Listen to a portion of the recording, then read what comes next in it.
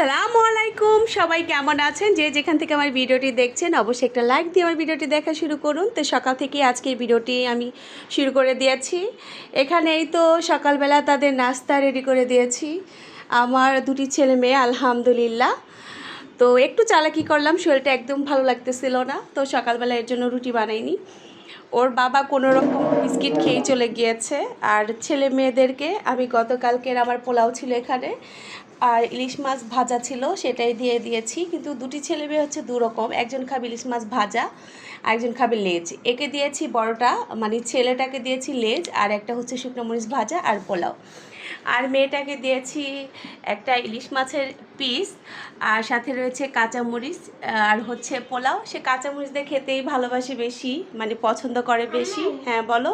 পোলাও থেকে ভাত দেওয়া খাইতে বেশি মজা। ভাত দিয়ে খাইতে বেশি মজা লাগছে। তো গরম ভাতের সাথে সত্যি তেল আর কাঁচামরিচ আর হচ্ছে ইলিশ মাছ ভাজা হলে আর মনে হয় কোনো কিছু লাগেই না। আমিও কিন্তু একদম 2 প্লেট ভাত অনায়াসে খেতে পারি। তো আর এখন আমার জন্য 1 কাপ চা বানিয়ে নেব আর 2টা বিস্কিট নিয়ে নেব, কারণ সকাল সকাল আমি এত ভারী খাবার খেতে পারি না।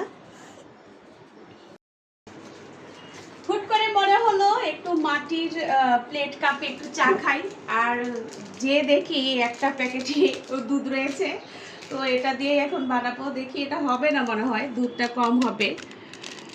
তা আমার আবার লিকারটা একটু গাঢ় না হলে একদমই ভালো লাগে না খেতে। চা লাভার মানুষ বলে কথা, চা না খেলে কি হবে? দুধটাও বেশি লাগে, যে দেখছো, দেখো একদমই রং হলো না কালো হয়ে আছে। গাইস, রং হলো না, রং হলো না। শখ করে একটু খাবো বলছি, আর চাটাও মনে হয় বেশি একটা মজা হবে না।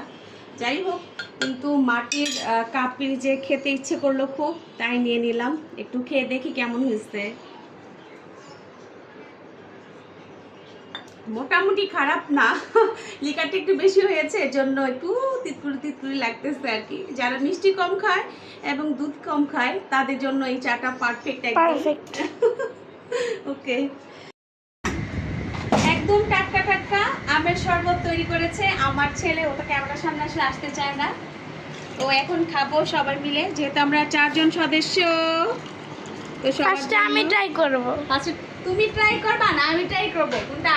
আচ্ছা করো, তুমি করো। আমি ট্রাই করি কেমন হয়েছে দেখি। দেখি খেয়ে কেমন হয়েছে। ছেলে যেহেতু বানাইছে, দেখেন না সব কিছু নিয়ে বসছে।